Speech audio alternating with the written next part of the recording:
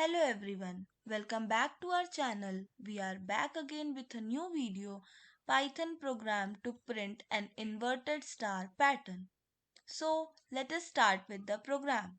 In the first line, the input function asks the user to enter the number of rows for the inverted star pattern.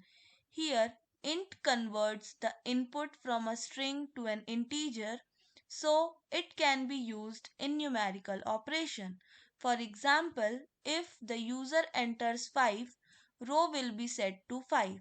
Now, in the next line, here range rows specifies the starting value of I and 0 is the stopping point, but not inclusively. Here -1 decrements I by 1 in each iteration, moving from the given number of rows to 1. For example, if rows is equals to 5, I will take the values 5, 4, 3, 2, 1.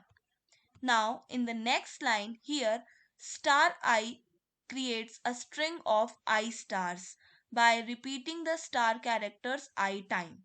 If for I is equals to 5, it produces the star 5 times, and if I is equals to 4, it produces the star 4 times, and so on, and prints the output the string of stars.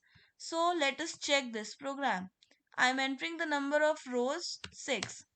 Hence we got the all rows till 6 as 6, 5, 4, 3, 2 and 1.